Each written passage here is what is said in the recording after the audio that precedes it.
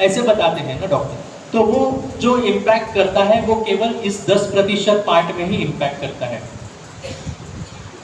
कुछ दिन बाद आपका जैसे वो कम हो जाएगा, फिर से आपकी पहले जैसी स्थिति निर्माण हो जाएगी। तो अगर हमें इस पर काम करना है, परमानेंट सॉल्यूशन पे काम करना है, तो हमें करना क्या है? तो इसके लिए हमारे गुरुदेव जो थे वो अंतरराष्ट्रीय कीर्ति के सम्मोहन विशेषज्ञ थे, मतलब इंटरनेशनल लेवल के हिप्नोथेरेपिस्ट थे। उन्होंने इंग्लैंड में रहकर बहुत रिसर्च किया है। आज भी उनका रिसर्च जो है अमेरिका से लेकर ऑस्ट्रेलिया तक पढ़ाया जाता है, उनके जर्नल्स पब्लिश हुए हैं सब जगह पर, और उनके फील्ड के वो मास्टर थे। आज भी उनका रिसर्च पढ़ाया जाता है।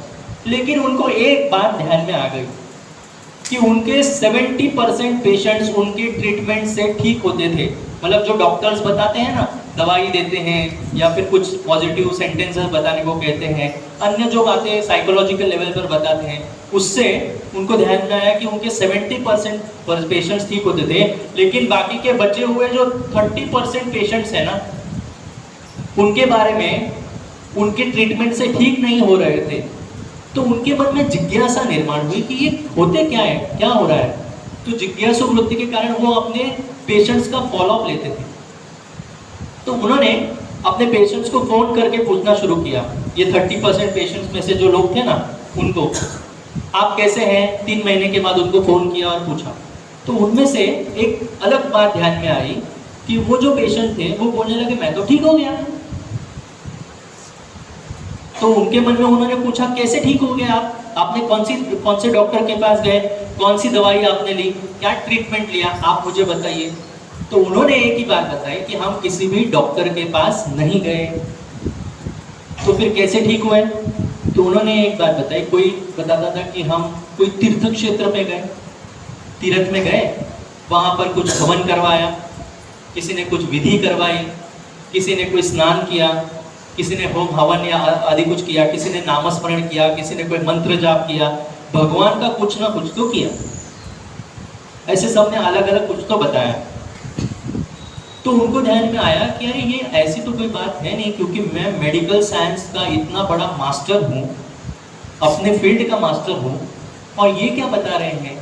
तो उन्होंने अपने पेशेंट्स को संतों के पास लेकर जाने लगे। संत क्या बताते हैं वो हमें उनको बताना है, ऐसे शुरुआत की। तो संतों ने वो ऑब्जर्व करते थे कि ये संत इसको क्या बताते हैं।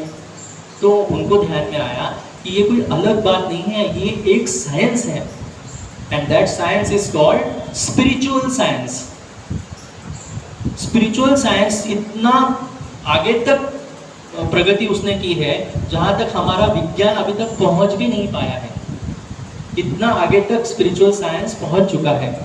तो हमें काम करना है स्पिरिचुअल साइंस पर। तो इसलिए उन्होंने ये टेक्निक्स ढूंढ के निकाले हैं कि हमारा ये 90% का जो पार्ट है, जिसको हम बोल रहे हैं चित्त, इसमें जो अलग अलग संस्कार है, केंद्र है, तो उसके लिए हमें क्या करना चाहिए।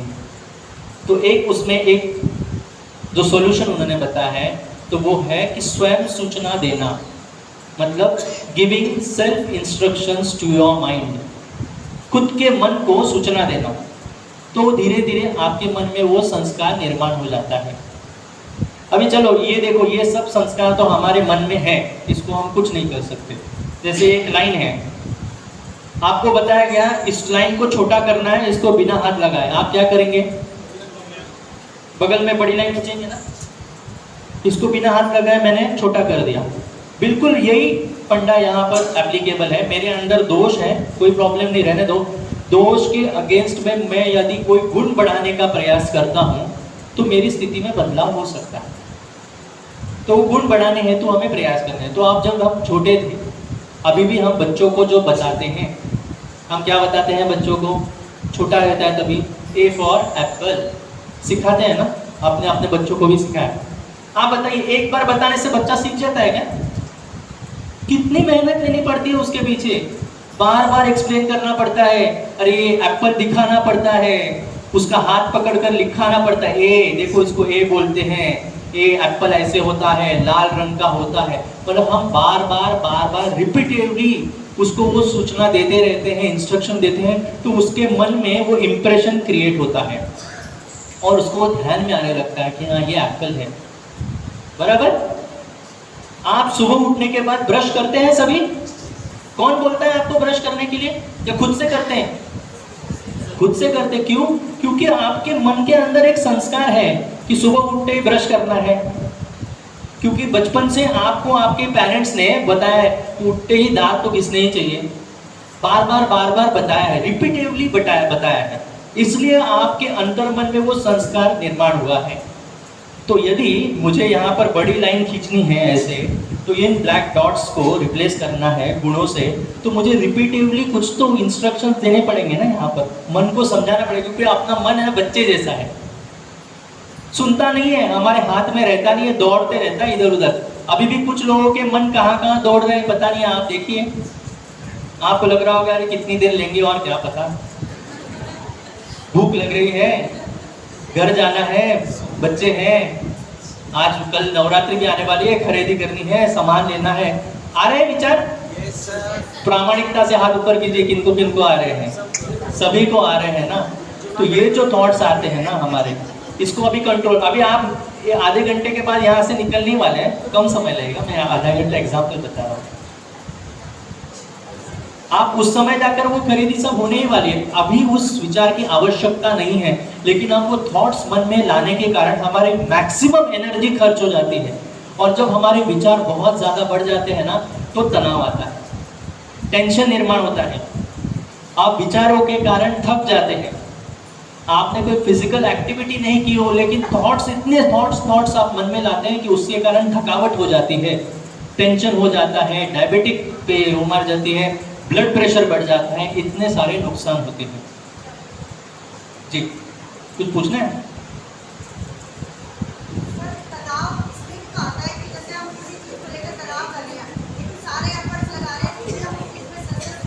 बिल्कुल, ये मैं इसके बारे में आने ही वाला हूँ अभी। सर मैं एफर्ट्स तो लगा रहे हैं, लेकिन उसका रिजल्ट नहीं मिल रहा।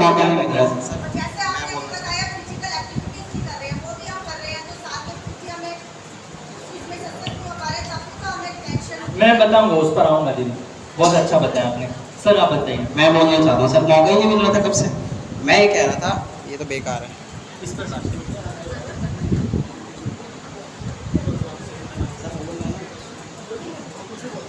नहीं कुछ भी नहीं बोल रहा मैं। देखो सर, मैं ना असल में आपने स्टार्टिंग करी थी, टॉपिक यहाँ पे लिखा था स्ट्रेस मैनेजमेंट, है ना।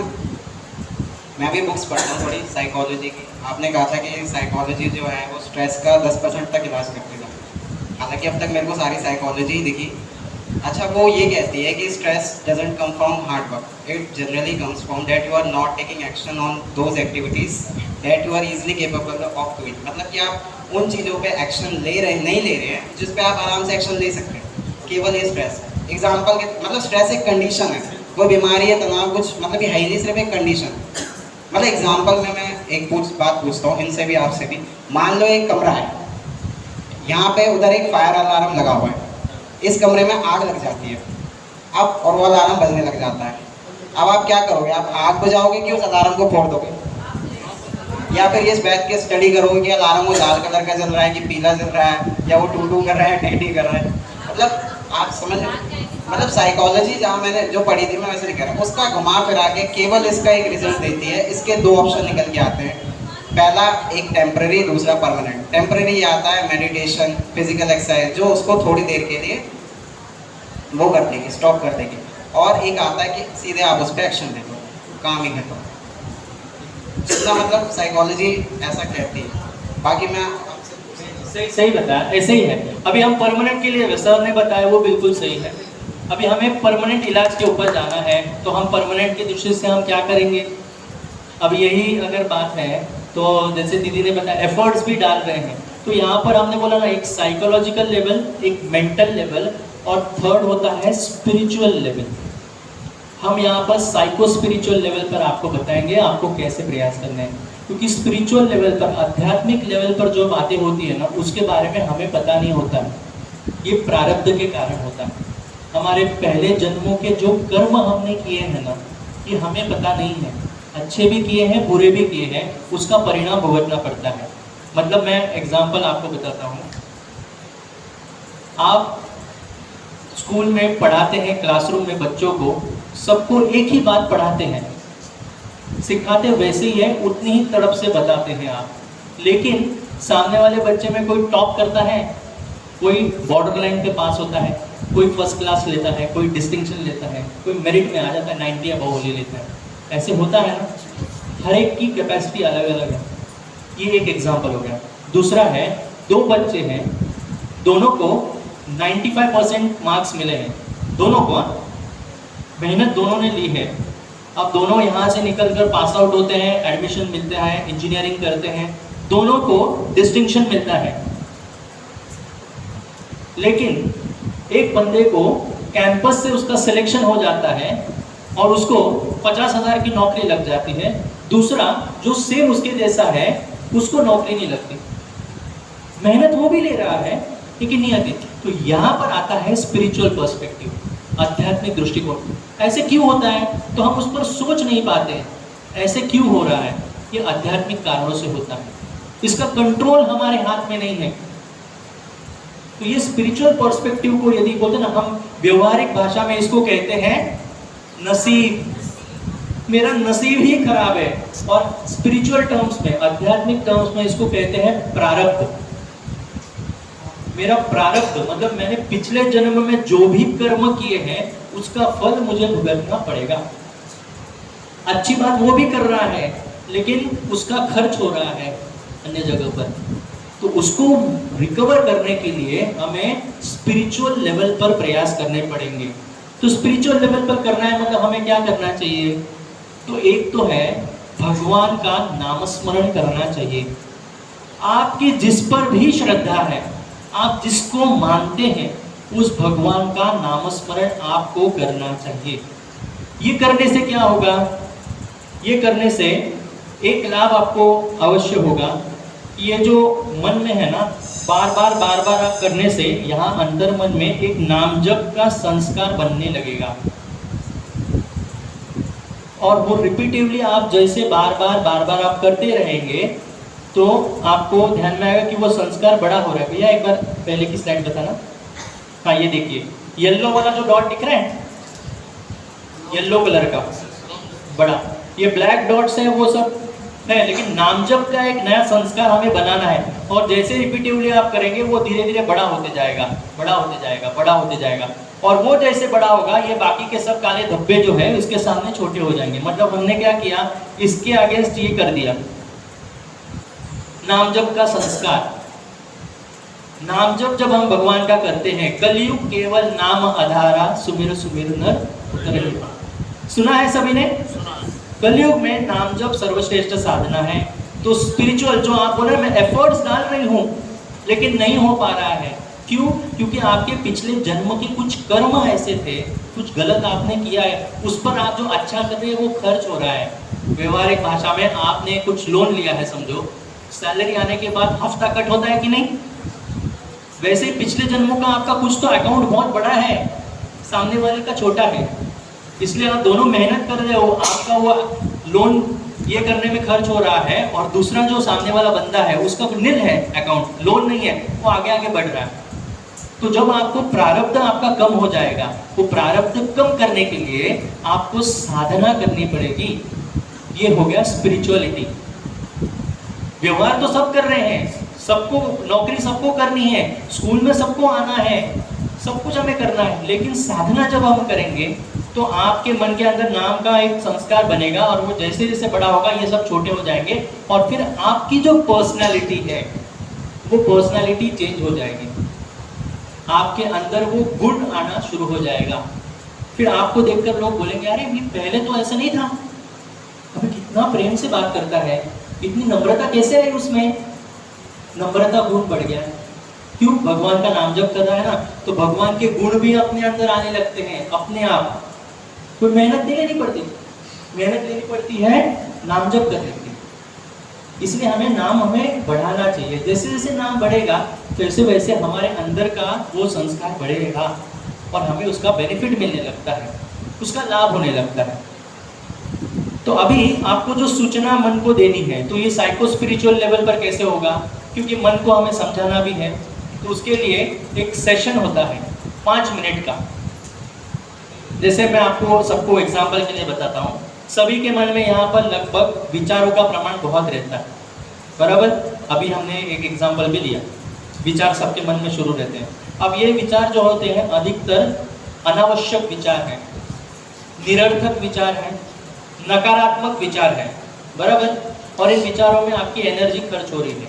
तो अभी मुझे मन को बताना है, तो मैं कैसे सूचना कैसे दूंगा, मेरे मन को बताना है, तो उसके लिए एक सेशन करना है। और उस सेशन में पहली बात जो है वो है मुझे प्रार्थना करनी है, प्रेयर।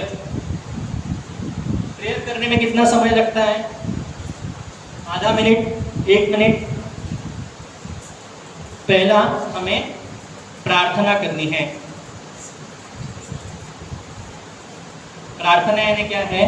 प्रेयर करनी है कि हे भगवान, अभी मैं जो सूचना अपने मन को देने वाला हूँ वो मेरे अंतर्मन तक जाए और वहाँ पर योग्य केंद्र निर्माण हो, अंतर्मन तक मेरी सूचना जाने दे। ऐसे मैं आपके चरणों में प्रार्थना करता हूँ। एक वाक्य की प्रार्थना समझ में आई कि प्रार्थना हमने की। सेकेंड लेवल पर क्या करना है? हम जिस भगवान को मानते हैं उसका 10 बार नाम जप करना है, 10 बार नाम जप करना है। आप किसको मानते हैं?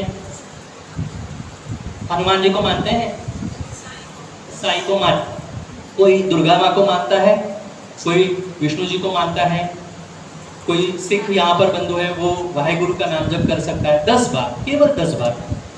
अगर कुछ भी नहीं है तो अपनी जो कुल देवी है उस कुल देवी का जाप कीजिए। अगर नहीं पता है तो श्री कुल देवताएं नमः का जाप कीजिए। ऐसे 10 बार केवल नाम करना, मन ही मन में, जोर से भी नहीं करना है। तो सबसे पहले मैंने प्रार्थना की, दूसरी बार मैंने 10 बार मन ही मन में जाप किया। हाँ, और अभी थर्ड वाल क्या है कि हमें स्वयं सूचना देनी है। अब ये स्वयं सूचना कैसे देंगे?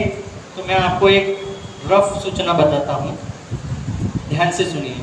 जब जब मेरे मन में निरर्थक, नकारात्मक, अनावश्यक विचार आएंगे तब मुझे उसका एहसास होगा और मैं तुरंत नाम जप करूँगा। सूचना ध्यान में आई? 2 सेंटेंस की सूचना है, इसको हमें 5 बार देना है मन को। जब जब मेरे मन में निरर्थक, नकारात्मक, अनावश्यक विचार आएंगे तो मुझे उसका एहसास होगा और मैं तुरंत नाम जप करूंगा। जब जब मेरे मन में निरर्थक, नकारात्मक, अनावश्यक विचार आएंगे तो मुझे उसका एहसास होगा और मैं तुरंत नाम जप करूंगा। मतलब हमें पॉजिटिव डायरेक्शन भी दे रहे हैं। विचार तो आएंगे लेकिन करना क्या है? नाम जप करना है। जब जब मेरे मन में निरर्थक, नकारात्मक, अनावश्यक विचार आएंगे तो मुझे उसका एहसास होगा और मैं तुरंत नाम जप करूंगा। ये 5 बार देनी है सूचना। फिर ये होने के बाद फिर 10 बार भगवान का नाम जप करना है। यही रिपीट है जो हम कर रहे हैं ना, 10 बार वो नाम जप करना है मन में। और वो होने के बाद लास्ट स्टेप, कृतज्ञता, धन्यवाद, कृतज्ञता व्यक्त करने की, हे ईश्वर, आपने ही मुझसे ये सूचना सत्र करवा लिया, इसलिए मैं आपके चरणों में कृतज्ञता व्यक्त करता हूँ। ये आपके मन को आपको करना है। ये 5 बातें जो है इसको कहते हैं सत्र। एक सत्र इसको बोल सकते हैं। एक ये सुबह उठने के बाद आप बिस्तर में बैठे बैठे इसको एक बार कीजिए। 5 मिनट भी नहीं लगेंगे आपको करने के लिए। कितना समय लगा? अभी 5 मिनट भी नहीं लगे ना। सुबह उठकर बिस्तर में जब आप रहेंगे तभी आप इसको 5 बार दें। स्कूल में निकलने से पहले 5 बार दें, या स्कूल आने के बाद काम शुरू करने से पहले मन को ये 5 बार रिपीटिवली ये सूचना दें। फिर भोजन करने से पहले एक बार दें, चाय पीने के बाद एक बार दें, घर में पहुंचने पर बैठते हैं ना, आराम से पानी पीते हैं, पानी पीने के बाद 5 बार दें मन को, और रात को सोने से पहले 5 बार दें। अब ये जब आप रिपीटिवली देना शुरू करेंगे, बार बार मन को आप देना शुरू करेंगे, आपके 80% विचारों में कटौती हो जाएगी। मैं आपको लिख कर दे देता हूं, आप एक्सपेरिमेंट करके देखिए। ये हो गया स्पिरिचुअल लेवल, साइको स्पिरिचुअल, मतलब हम सूचना भी दे रहे हैं साइकोलॉजिकल लेवल पे, हम भगवान की मदद भी ले रहे हैं, भगवान का धन्यवाद भी कर रहे हैं, भगवान ही करवा कर ले इसलिए प्रार्थना भी कर रहे हैं, और मन को इंस्ट्रक्शन भी दे रहे हैं।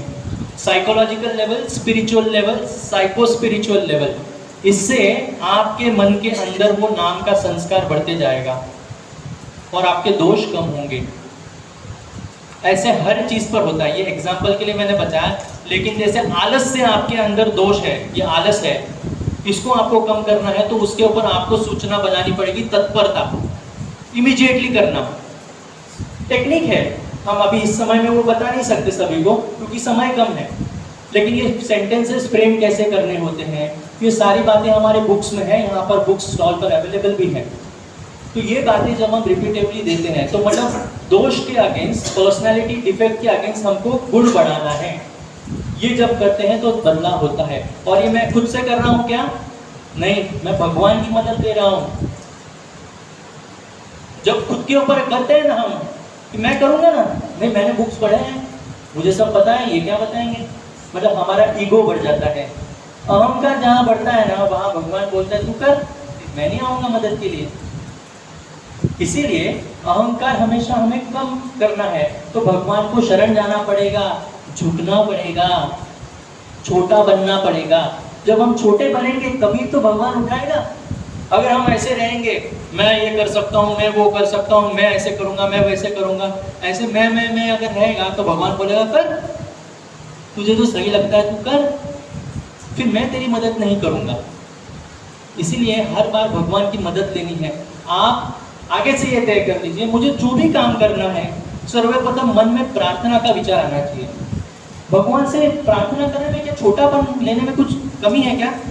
अरे वो तो भगवान है ना, तो भगवान के सामने जी एक मिनट में सिर्फ बता देता हूँ, अंत में हम क्वेश्चन आंसर सेशन लेंगे तब आप पूछिए, ये मैं विषय टॉपिक पूरा कर लेता हूँ, है ना, फिर वो ध्यान में आ जाएगा।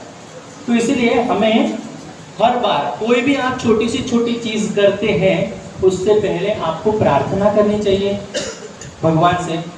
कोई भी चीज, आप गाड़ी भी चला रहे हैं ना, गाड़ी चलाने से पहले भगवान तू गाड़ी चलवा कर ले मुझसे, मैं नहीं चलवा पाऊंगा। छोटे बन जाएंगे क्या? बिल्कुल भी नहीं। लेकिन भगवान की मदद ली है ना, भगवान की सहायता ली है ना, भगवान का आशीर्वाद मिलता है और अपना अहंकार नहीं बढ़ता। हम कम पढ़ ले रहे हैं ना, छोटा बन रहे हैं, छोटा बनते हैं तो उसका नाम मिलता है। तो ऐसे छोटी छोटी बातों में कर, वो होने के बाद कि भगवान तूने मुझसे करवा लिया है इसलिए मैं आपके चरणों में कृतज्ञ हूँ, मैं धन्यवाद व्यक्त करता हूँ, ऐसे हम उसको धन्यवाद प्रकट कर सकते हैं। Practice makes man perfect. आपको ऐसा नहीं बोल रहा हूँ कि मैंने अभी बता दिया और आपका आज शाम से शुरू हो जाएगा। आपको कुछ दिन प्रयास करना पड़ेगा, आगे के 10 दिन 15 दिन आप जब ये कंटिन्यूस प्रयास करेंगे होगा, निश्चित होगा। थोड़ा समय लगेगा क्योंकि अभी बताया है ना कि थोड़ा कालावधि तो जाएगा, लेकिन निश्चित रूप से इसका लाभ जरूर होगा आपको। तो आप ऐसे करने का प्रयत्न कीजिए, आपको बहुत लाभ होगा। ये साइको स्पिरिचुअल लेवल पर है। घंटी बज गई है, समय हो गया है। आखिर में एक 5 मिनट में मैं आपको सिर्फ बता देता हूँ, अभी का जो क्लाइमेट है, वातावरण जो है वो नेगेटिव है। ऐसे कितने लोगों ने एक्सपीरियंस किया है? बाहर का क्लाइमेट नेगेटिव है, एक्सपीरियंस किया है ना, नकारात्मकता बहुत ज़्यादा है बाहर। इसमें हमको सस्टेन करना है क्योंकि आप तो टीचर्स हैं, आपको बच्चों को डील करना होता है, बच्चों के मन की स्थिति, टीनेजर्स को हैंडल करना, नया सिलेबस आता है उसको इम्प्लीमेंट करना, उसका टेंशन रहता है, बाहर अपने बच्चों का टैकल करना है, फाइनेंशियल प्रॉब्लम्स घर में होते हैं, बच्चों का करियर भी है, कभी छुट्टी नहीं मिलती तो उसका प्रॉब्लम आता है, तो टेंशन बहुत है। और बाहर का क्लाइमेट भी नेगेटिव है, मतलब स्पिरिचुअल टर्म्स में इसको कहते हैं रजतम बढ़ गया है, राजसिक गुण और तामसिक गुण। इसको दूर करने के लिए एक स्पिरिचुअल हीलिंग हमें कैसे करना है इसके बारे में मैं आपको बताता हूँ। यहाँ पर हमने एक प्रोडक्ट यहाँ पर लाया हुआ है, ये हीलिंग की दृष्टि से हम कैसे उपयोग कर सकते हैं वो आपको बताता हूँ। यहाँ पर हम वो एक्सपेरिमेंट करवा लेंगे, सभी को आपकी हेल्प लगेगी। इसको ये है कपूर है, आयुर्वेदिक भीमसेनी कपूर है, मार्केट में जो मिलता है उसके अंदर वैक्स और बेंजीन रहता है। ये प्योर फॉर्म में है, आयुर्वेदिक है, इसको भीमसेनी कपूर बोलते हैं। अब इसका एक्सपेरिमेंट कैसे, ये ऐसे क्रिस्टल फॉर्म में रहता है, आपको दिखाएंगे हम। इसका प्रयोग कैसे करना है, तो इसको थोड़ा सा हाथ में लेकर इसको क्रश करना है, मैं बताऊंगा आपको। तो 2-3 लोग आइए और इसको थोड़ा सा देने का प्रयास कीजिए। ये लीजिए दीदी, हाथ में लीजिए आप। वो क्रश हो जाता है ना, उसकी पाउडर हो जाती है। आप दीजिए यहाँ पर, थोड़ा सा क्रश करके सबको दीजिए। ये हीलिंग टेक्निक बता रहा हूँ मैं, क्योंकि नेगेटिविटी का इम्पैक्ट है ना, इसको कम करना है। तो हम कैसे कर सकते हैं, तो इसके बारे में ये बता रहे हैं। खाना नहीं है किसी ने, तो प्रसाद समझ के खा लेंगे, मैं बताऊंगा क्या करना है इसका। वो आसानी से पाउडर भी हो जाता है, क्योंकि हम ये जो बता रहे हैं ना, इस पर हमने पूरा रिसर्च किया हुआ है। और रिसर्च करके हम बता रहे हैं, हमारे कुछ साइंटिस्ट हैं, जैसे DRDO के एक साइंटिस्ट है डॉक्टर मनम मूर्ति, इन्होंने रिसर्च करके एक इक्विपमेंट बनाया है जिसका नाम है यूनिवर्सल ऑरा स्कैनर। वो आपका आभामंडल ऑरा चेक कर सकता है कितना आता है। एक व्यक्ति को हमने बिठाया और उसका ऑरा चेक किया, अधिकतर नेगेटिव आता है क्योंकि बाहर का वातावरण नेगेटिव है। अब ये टेक्निक्स का यूज करने के बाद हमने जब देखा तो उसका पॉजिटिविटी में चेंज हो गया। तो इसका महत्व कितना है वो आपको ध्यान में आएगा, आप एक्सपीरियंस भी कर पाएंगे यहाँ पर। और आपकी जानकारी के लिए मैं बताता हूँ, एक प्रयोग हमने ऐसे किया, क्योंकि अधिकतर अभी के समय में युवाओं का, बच्चों का अधिकतर समय किस पर जाता है, हमारा भी है ना, अधिकतर मोबाइल नहीं रहेगा ना तो जीवन अधूरा हो जाएगा, ऐसे लगने लगता है, बराबर है ना। हमने एक एक्सपेरिमेंट किया, उसमें हमने बताया एक व्यक्ति को, उसका बेसलाइन रीडिंग लिया, पहले उसका रीडिंग ले लिया, उसका कितना ऑरा है नोट करके रखा। फिर उसको एक एक्शन फिल्म दिखाई, मार धाड़ वाली, जो बच्चे देखते रहते हैं ना, बहुत गेम्स भी खेलते रहते हैं, बंदूक वाले गेम्स, इसको मारो उसको मारो, वो खून खराबा वो वाली, वो दिखाई। वो दिखाने के बाद उसका रीडिंग लिया, नोट करके रखा। फिर उसको दिखाई एक डिवोशनल फिल्म, भगवान के बारे में, रामायण महाभारत जैसी, 15 मिनट दिखा, उसका रीडिंग लिया। फिर उसको बताया एक अश्लील फिल्म, कौन फिल्म उसको बताई, उसका रीडिंग नोट करके लिया। एक दिखाई पारिवारिक फिल्म और उसको नोट करके लिया। आप यकीन नहीं मानेंगे, सबसे ज्यादा नेगेटिविटी कब बढ़ी, जब केवल 15 मिनट के लिए उसने अश्लील फिल्म देखी तो उसकी नेगेटिविटी बढ़ गई। और इतनी बढ़ गई कि उसको कम करने के लिए 17 दिन लगे, 17 डेज। ये मैं नहीं बता रहा हूं, मशीन बता रही है। और आज के समय में हम जब देखते हैं, मैक्सिमम टाइम लोग, बच्चे मोबाइल पर देखते रहते हैं। समय कहाँ जाता है, मोबाइल पर क्या देखते हैं, पेरेंट्स को पता भी नहीं होता। और फिर हम बताते हैं, अरे बाहर बलात्कार बढ़ रहे हैं, रेप्स हो रहे हैं, गलत बातें बढ़ रही है, हमारे 20 साल पहले तो ऐसे कुछ था नहीं। तो इम्पैक्ट कैसे करता है, वाइब्रेशंस कैसे जनरेट होते हैं ना, तो नेगेटिव इम्पैक्ट ही होता है। तो बच्चों के मन के ऊपर बार बार अगर वो दिखाई दे रहा है, मोबाइल पे वो दिखता है, एडवर्टाइजमेंट में वो दिखता है, टीवी सीरियल में वो दिखता है, मूवीज में वो दिखता है, बाहर जो पुतले लगे हैं, बैनर्स लगे, उस पर वही दिखता है, मन में वो बार बार रिपीटेडली जाता है ना, तो मन में थॉट प्रोसेस तो शुरू हो जाएगी ना। वो मैं कुछ गलत बता रहा हूँ क्या, गलत बता रहा हूँ तो मुझे तुरंत रोक दीजिए, लेकिन ये प्रैक्टिकल बात है। और ये इसलिए आज ये जो हो रहा है ना, इसको रोकना है तो ये एनवायरनमेंट चेंज करना पड़ेगा ना, उसके लिए हमको एफर्ट्स डालने पड़ेंगे। और आप सभी बच्चों के भविष्य के लिए काम कर रहे हैं, इसलिए हम आपसे मिलने आए हैं यहाँ पर। देश का भविष्य निर्माण करने की जिम्मेदारी आपकी है। हम बच्चों से रेगुलर नहीं मिल पाएंगे, लेकिन आप प्रतिदिन उनसे बात करेंगे तो उनसे कैसे इंटरेक्ट करना है, उनको धीरे धीरे ये बातें कैसे समझानी है, वो भी हम आपको बताएंगे। लेकिन पहले हमें तो ध्यान में आए क्या करना है। तो जो आपको हाथ में जो कपूर आपने लिया है ना, इसको क्या करना है, दोनों हाथ से घिसना है, ऐसे ऐसे ऐसे घिसिए। और आपने आंखों के सामने, मुंह के सामने लेकर 3 बार गहरी सांस लेनी है, 3 बार गहरी सांस लेनी है, छोड़नी है, फिर लेनी है, छोड़नी है। फिर लेनी है, छोड़नी है।